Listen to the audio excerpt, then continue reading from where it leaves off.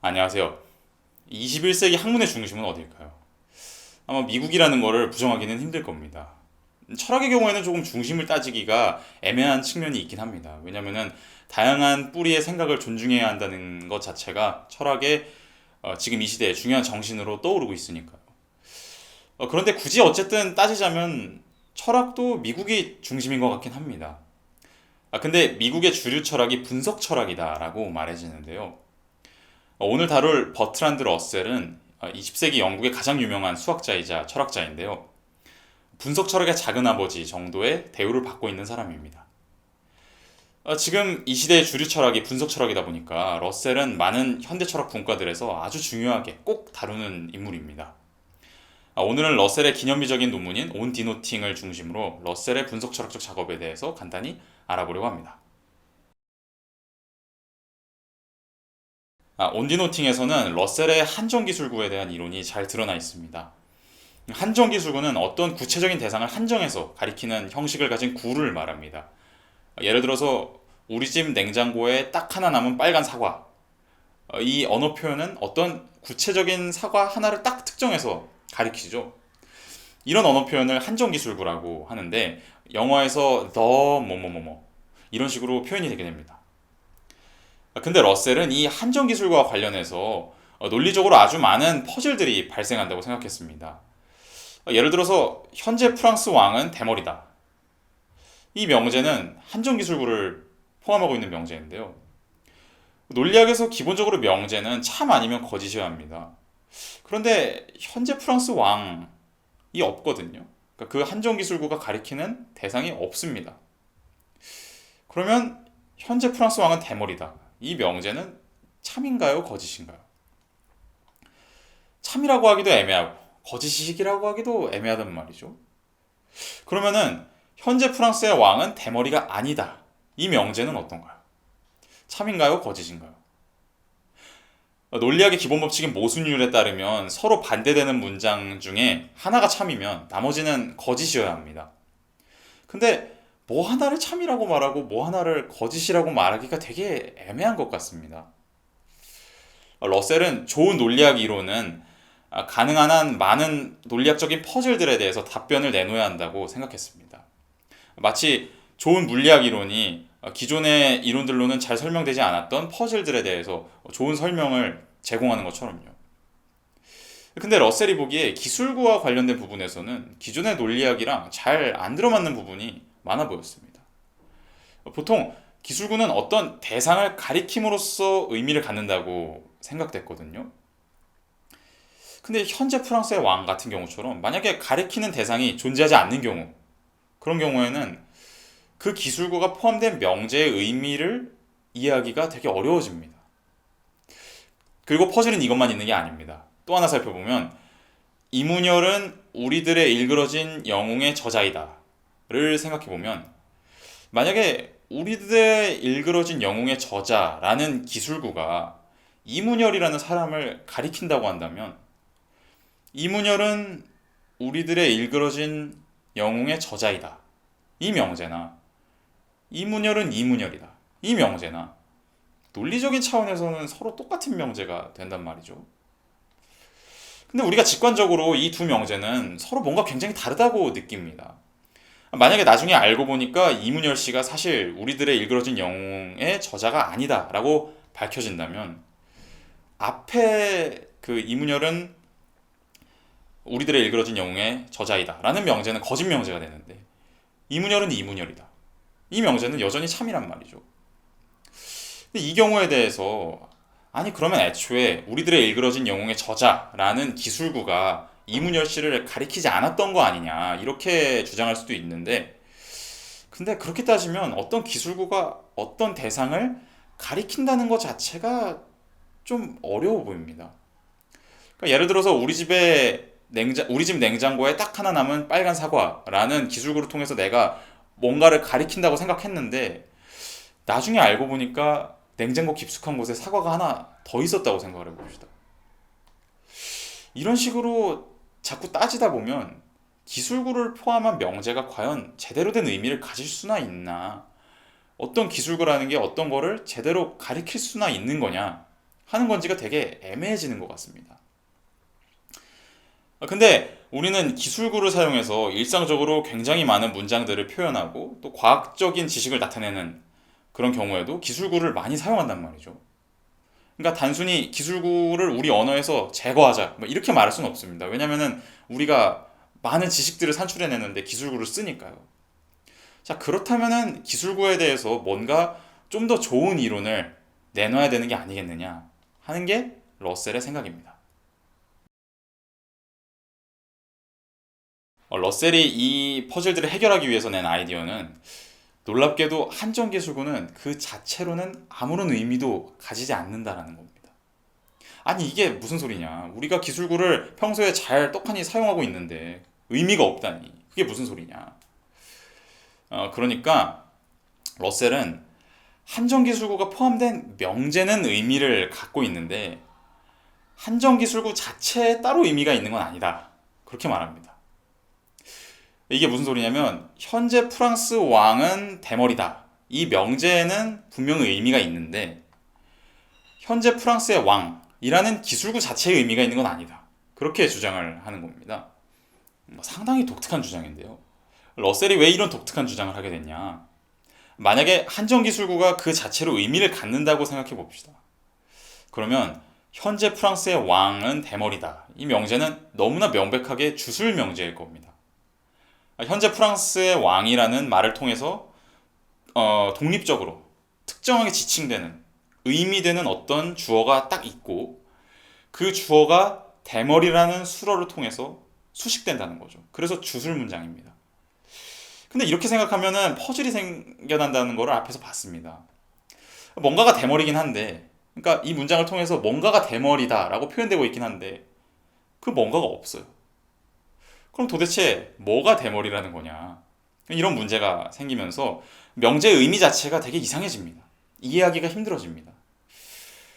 그래서 러셀은 프랑스의 왕이라는 기술구가 독립적으로 어떤 의미를 갖는 게 아니라 그 기술구가 명제 안에 들어가서 어떤 역할을 함으로써 명제의 의미가 생겨나게 되는 거라고 말합니다. 그러니까 마치 뛰어노는 아이가 없는 운동장은 아무런 의미가 없는 텅 빈 공간이듯이 명제적인 어떤 연관 없이는 기술구는 그냥 텅 빈 껍데기 같은 거라는 건데요. 그리고 러셀이 생각하기에 한정 기술구가 명제 안에서 수행하는 역할은 우리가 흔히 생각하는 방식과는 좀 다릅니다. 러셀은 현재 프랑스의 왕은 대머리다 라는 명제의 뜻을 한번 자기식대로 분석을 해보면, 자기 이론대로 분석을 해보면 현재 프랑스의 왕인 어떤 유일한 X가 있고 그 X가 대머리다 이렇게 된다고 주장합니다. 그러니까 우리가 원래 현재 프랑스의 왕은 대머리다 이 문장을 볼 때 전형적인 주술관계에 있는 명제라고 보지 않습니까? 그런데 러셀은 한정기술구가 포함된 문장은 단순히 주술관계의 명제가 아니라 말해지고 있는 그 어떤 대상의 존재까지를 함축하는 명제라고 주장합니다. 그러니까 현재 프랑스의 왕은 대머리다 라는 명제는 현재 프랑스의 왕이면서 대머리인 어떤 X가 존재한다는 내용을 함축한다는 겁니다. 그런데 현재 프랑스의 왕은 아예 존재하지 않죠. 그러니까 이 명제는 당연히 거짓 명제가 됩니다. 그러면 현재 프랑스의 왕은 대머리가 아니다. 이 문장은 어떨까요? 이 문장도 역시 거짓 명제가 되죠. 왜냐하면 이 명제를 한번 분석을 해보면 현재 프랑스의 왕인 어떤 유일한 X가 있고 그 X가 대머리가 아니다. 이렇게 되니까요. 현재 프랑스의 왕이 없으니까 이 명제도 당연히 거짓이 됩니다. 그런데 아까 퍼즐 중에 하나가 뭐였죠? 현재 프랑스의 왕은 대머리다랑 현재 프랑스의 왕은 대머리가 아니다가 서로 반대되는 문장이니까 둘 중 하나가 참이면 나머지는 거짓이어야 한다는 거였습니다. 모순율에 따르면요. 근데 러셀이 각 문장을 분석한 내용을 한번 비교해보면 두 문장이 서로 사실은 반대 문장이 아니라는 사실이 드러납니다.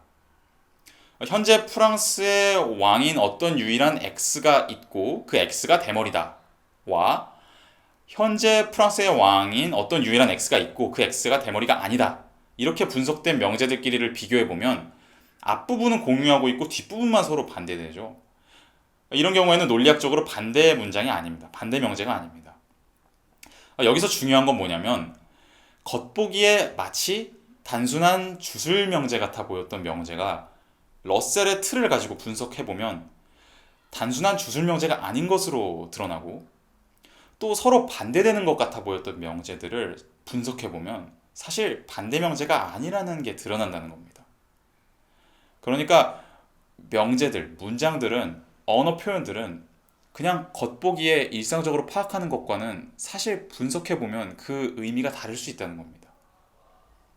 여기 같은 경우는 그 이유가 한정기술구를 포함한 명제는 단순히 주술 명제가 아니라 어떤 대상의 존재에 대한 내용까지를 함축하는 명제니까요. 그러니까 이문열은 우리들의 일그러진 영웅의 작가이다. 이 명제의 분석된 뜻은 우리들의 일그러진 영웅의 작가인 어떤 유일한 X가 있고 그 X가 이문열이다. 이렇게 되겠죠. 이렇게 러셀이 보기에 한정기술구가 명제 안에서 수행하는 역할은 우리가 흔히 생각하는 것과는 다릅니다. 우리들의 일그러진 영웅의 작가라는 말 자체에 어떤 의미가 있어서 그 말이 그 자체로 이문열 씨를 가리키는 게 아닙니다. 그게 아니라 우리들의 일그러진 영웅의 작가라는 한정기술구가 명제 안에 한 구성 성분으로 들어감으로써 그 명제에 어떤 의미가 생기게 된다는 겁니다. 네, 여기까지 들으시면서도 그래서 뭐 어쩌라는 거냐 이렇게 생각하시는 분들도 많을 것 같은데요. 온 디노팅에서 러셀은 자신의 이론의 의의에 대해서 뭐라고 말하냐면, 우리가 직접 지각하지 않고 한정기술구 같은 어떤 간접적인 표현들을 사용해서 표현하는 그런 지식들이 있다. 예를 들면 다른 사람의 마음 같은 거는 그 마음에 관한 거는 우리가 직접 지각하는 게 아니라 그 마음을 표현하는 간접적인 언어 표현들을 통해서, 어구들을 통해서 우리에게 그 관련된 지식들이 알려진다. 그런데 그 경우에 그 언어 표현이 들어간 명제들을 우리가 사용하고 또 그 명제의 의미를 우리가 잘 안다고 해서 그 언어 표현이 가리키는 어떤 그 대상을 직접 우리가 아는 건 아니다. 이렇게 말합니다. 이게 생각보다 굉장히 의미심장한데요. 예를 들어서 철수의 마음은 좋지 않다. 이 명제를 말하면서 우리는 명제의 의미를 잘 압니다. 근데 러셀의 생각은 그렇다고 해서 우리가 철수의 마음이라는 것 자체가 뭔지를 아는 건 결코 아니다. 라는 겁니다. 철수의 마음은 한정기술구이기 때문에 그 자체로 의미를 갖지는 않죠. 한정기술구가 적절한 속성들이랑 적절한 수어들이랑 결합해서 어떤 명제를 잘 구성을 하면 우리가 세상에서 얻는 어떤 정보를 분명히 잘 가리키면서 표현을 할 수 있습니다. 철수의 마음은 좋지 않다. 이 문장을 통해서 우리는 뭔가 우리가 느낀 거를 분명히 잘 표현할 수가 있죠. 근데 러셀의 생각은 그렇다고 해서 철수의 마음이라는 정확한 대상이 있다고 믿고 그것을 우리가 알고 있다는 생각은 환상이라는 겁니다. 우리가 종교나 철학이나 아니면 뭐 또 다른 많은 학문들을 통해서도 어떤 말을 사용하면서, 예를 들면 영혼 같은 말을 사용하면서 마치 그 말이 가리키고 있는 대상이 진짜로 있을 거라고 생각하는 경향이 있는데요. 러셀은 그 말에 대한 분석을 한번 철저하게 수행을 해보면 그 말이 실제로 세계에 존재하는 어떤 대상을 가리키는 건지 아닌지를 우리가 가려낼 수 있고, 그런 방식을 통해서 우리가 언어 생활을 통해서 생겨나는 환상들을 제거할 수 있다고 생각했던 것 같습니다. 이렇게 언어 분석을 통해서 우리의 언어 사용의 엄밀성, 과학성 같은 것들을 보장하고 확립해 나가려고 했던 이런 러셀 같은 사람의 시도로부터 분석 철학의 전통이 자라나게 됩니다. 저는 이것에 대해서 꽤 의미심장하다고 생각하지만 심지어 많은 철학과 학생들도 이 분석 철학이 좀 재미없다고 싫어합니다. 왜냐면은 언어 분석에 대한 얘기이고 어떻게 보면 비언어적인 부분에 대한 이야기는 좀 덜 할 수 있다는 선입견이 생길 수가 있거든요. 자, 이렇게 해서 오늘은 러셀의 분석 철학적인 작업에 대해서 알아봤는데요. 분석 철학은 조금 대중적인 선호도가, 관심도가 떨어지기도 하고 또 자칫하면은 되게 딱딱해 보일 수 있는 내용이 많기 때문에 지금까지 좀 잘 다루지 못했는데요. 앞으로 어떻게 하면 분석 철학을 쉽고 재밌게 전달할 수 있을지 저 스스로도 많이 공부하면서 고민해 보도록 하겠습니다. 감사합니다.